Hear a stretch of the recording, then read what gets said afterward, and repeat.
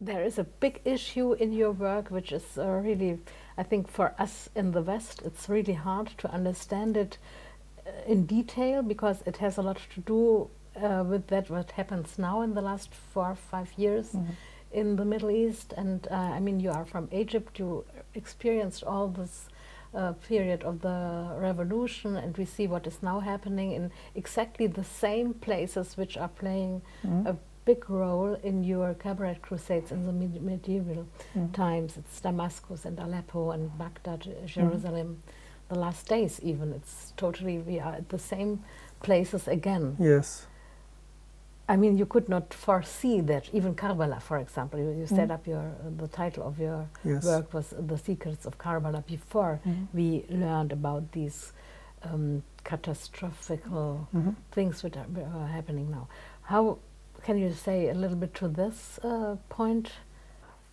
Well, okay, well, I started Cabaret Crusades before all the new political events in the Arab world. It started in... Which can be clearly dated in a way, these... yes, I started in 2010, basically. Yeah. And this all happened in Egypt, was in January 2011. Yes. When all these Tahrir Square of course. revolution was. Yes. Yeah. So I didn't... It was not meant to be a translation for what is happening now, really. What happened that it just like it became clear. I mean, you see things that reminds you a lot of what is happening today. But I did not mean to do it this way at all. I try even not to do this, even now.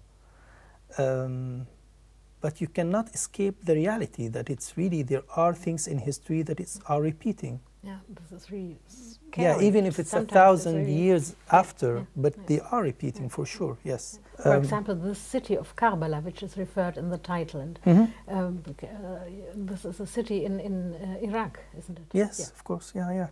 It's, yeah, and what? Of course. I mean, of course, now what you see today is in Iraq is the inheritance of this battle, basically.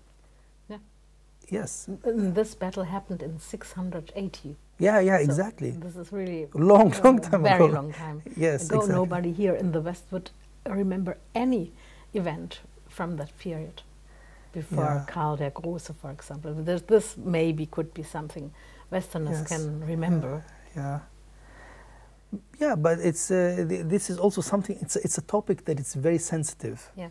And even in the Arab world, they don't really open it because it's something extremely, let's say, politically incorrect. And we don't want to talk about it because, But there is a problem. There is something, of course, happening. We see that there is a split. I think I am fascinated really with the historical text. I don't believe it that much, of course. I don't really believe it. But I'm more fascinated by the historical text as a human creation. So for me, it's a form of human creation, and I would like to take this form and transform it into a new form of creation. And this is what I'm really trying to do. It's part of it. I can see that it's criticism. What I'm trying to do is also criticism to the way we believe in history. We believe in written history. And to make this criticism maybe clear sometimes, I don't change anything in the text. So the texts you are referring to are from that medieval time? Most of the time. I mean, sometimes I cannot find the right text. But for example, when in the second part of Cabaret Crusades, I took the exact sentences of an Arab historian called Usama ibn Munqidh. He was also the ambassador of Damascus. And he's the one who was responsible to go to Jerusalem and to make agreement. And let's say that's a peaceful agreement between Damascus and Jerusalem. And that was the only Arab country who made this, Arab city, let's say, the first, who made this source of agreement. And the one who was responsible was Osama ibn Munqidh. I took his writings as it is, and he is one of our marionette in the second film, and he's playing and singing his words. It's also the idea of him being describing for us what does it mean to see Europeans. It's like really incredible, the idea that it was still that type of split.